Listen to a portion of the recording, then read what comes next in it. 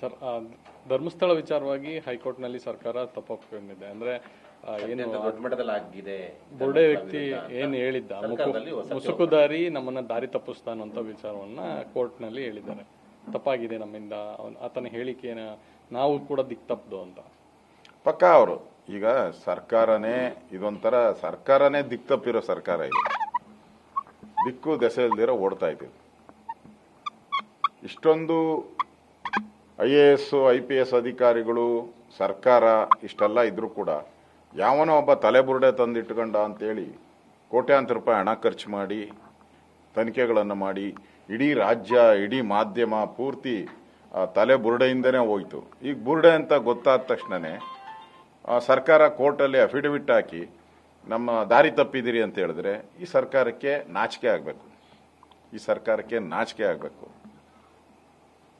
ಇಂಥವ್ರನ್ನ ಮಾತು ಕೇಳ್ಕೊಂಡು ಹೋಯ್ತಲ್ಲ, ದಾರಿ ತಪ್ಪುತ್ತಲ್ಲ, ಈ ದಾರಿ ತಪ್ಪಿದ ಸರ್ಕಾರ. ಇವಾಗ ಸರ್ಕಾರನೇ ಒಪ್ಪಿದೆ, ದಾರಿ ತಪ್ಪಿದ ಸರ್ಕಾರ. ಸರ್, ಧರ್ಮಸ್ಥಳ ವಿಚಾರವಾಗಿ ಹೈಕೋರ್ಟ್ನಲ್ಲಿ ಸರ್ಕಾರ ತಪ್ಪೊಪ್ಪಿಕೊಂಡಿದೆ. ಅಂದ್ರೆ ಏನು ದೊಡ್ಡ ಮಟ್ಟದಲ್ಲಿ ಆಗಿದೆ. ಬುರ್ಡೆ ವ್ಯಕ್ತಿ ಏನು ಹೇಳಿದ್ದ, ಮುಸುಕುದಾರಿ ನಮ್ಮನ್ನ ದಾರಿ ತಪ್ಪಿಸ್ತಾನ ಅಂತ ವಿಚಾರವನ್ನ ಕೋರ್ಟ್ನಲ್ಲಿ ಹೇಳಿದ್ದಾರೆ.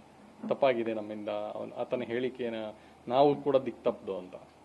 ಪಕ್ಕ ಅವರು ಈಗ ಸರ್ಕಾರನೇ ಇದೊಂಥರ ಸರ್ಕಾರನೇ ದಿಕ್ತಪ್ಪಿರೋ ಸರ್ಕಾರ ಇದು. ದಿಕ್ಕು ದೆಸೆ ಇಲ್ದಿರೋ ಓಡ್ತಾ ಇದ್ದೀವಿ. ಇಷ್ಟೊಂದು IAS IPS ಅಧಿಕಾರಿಗಳು ಸರ್ಕಾರ ಇಷ್ಟೆಲ್ಲ ಇದ್ರೂ ಕೂಡ ಯಾವನೋ ಒಬ್ಬ ತಲೆಬುರುಡೆ ತಂದಿಟ್ಕೊಂಡ ಅಂತೇಳಿ ಕೋಟ್ಯಾಂತರ ರೂಪಾಯಿ ಹಣ ಖರ್ಚು ಮಾಡಿ ತನಿಖೆಗಳನ್ನು ಮಾಡಿ ಇಡೀ ರಾಜ್ಯ ಇಡೀ ಮಾಧ್ಯಮ ಪೂರ್ತಿ ತಲೆ ಬುರುಡೆಯಿಂದನೇ ಹೋಯ್ತು. ಈಗ ಬುರುಡೆ ಅಂತ ಗೊತ್ತಾದ ತಕ್ಷಣನೇ ಸರ್ಕಾರ ಕೋರ್ಟಲ್ಲಿ ಅಫಿಡವಿಟ್ ಹಾಕಿ ನಮ್ಮ ದಾರಿ ತಪ್ಪಿದಿರಿ ಅಂತ ಹೇಳಿದ್ರೆ ಈ ಸರ್ಕಾರಕ್ಕೆ ನಾಚಿಕೆ ಆಗಬೇಕು. ಈ ಸರ್ಕಾರಕ್ಕೆ ನಾಚಿಕೆ ಆಗಬೇಕು. ಇಂಥವ್ರನ್ನ ಮಾತು ಕೇಳ್ಕೊಂಡು ಹೋಯ್ತಲ್ಲ, ದಾರಿ ತಪ್ಪುತ್ತಲ್ಲ, ಈ ದಾರಿ ತಪ್ಪಿದ ಸರ್ಕಾರ. ಇವಾಗ ಸರ್ಕಾರನೇ ಒಪ್ಪಿದೆ, ದಾರಿ ತಪ್ಪಿದ ಸರ್ಕಾರ. Sir, thank you.